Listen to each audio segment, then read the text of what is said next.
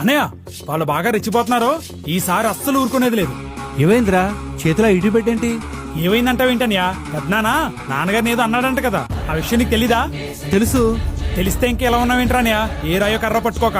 నీకు అర్థమయ్యేలా చెప్తాను గానీ ముందు ఆ రాయి పక్కన పెట్టు. అన్నయ్య పౌరుషం లేదా నీకు? నువ్వు వస్తేరా, లేదంటే నేనే వెళ్తాను ఒంటరిగా. తమ్ముడు, ఈ ఆవేశాలే చాలా అనర్థాలకు దారితీస్తారా? ఇందులో ఆవేశం ఏముందన్యా? నాన్నగారిని అలా అనడం తప్పే కదా. రేపన్న రోజు నిన్ను ఒక మాట అంటాను, నన్ను కొట్టడానికి వస్తావా? నిన్ను నేనెందుకు కొడతానన్నయ్యా? మరి నువ్వు నేను అన్నతమ్ముళ్ళైనప్పుడు పెద్దనాన్న నాన్నగారు కూడా అన్నతమ్ముళ్ళే కదరా. వాళ్ళు అలా అనుకోవడంలో తప్పే ఉంది? ఆలోచించు.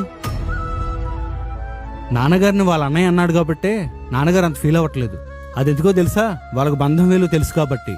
ఒకవేళ పెద్దనాన్నగారు ఆ విషయంలో ఏమైనా అనుంటే ఆయనే వచ్చి సారీ చెప్తారా. ఇప్పుడు నువ్వు వెళ్ళి వాళ్ళతో గొడవ పెట్టుకుంటే ఇది ఇంకా పెరుగుద్ది. ఎప్పుడైనా మనం సమస్యని పరిష్కరించాలి గాని పెద్ద చేయకూడదురా. క్షణికావేశంలో తీసుకున్న నిర్ణయాలు ఎప్పటికీ తప్పే. నా మాట విని కొన్ని రోజులు చూడు, అన్నీ సర్దుకుంటాయి. సారీ అన్నయ్య, ఏదో కోపంలో అలా కంగారు పడ్డాను. నువ్వు ఇప్పుడు ఆపకపోయి ఉంటే ఈ గొడవ నా వల్ల ఇంకా పెద్దదయ్యేది. అందుకే పెద్దవాళ్ళు మౌనంగా ఉన్నారంటే గొడవ పడలేక కాదు, వాళ్ళు ఆలోచిస్తున్నారని. మీరు గొడవకు రావట్లేదంటే పౌరుషం లేకమో అనుకున్నాను, కానీ కాదు, బంధాల విలువ మీకు తెలుసు కాబట్టే రావట్లేదు.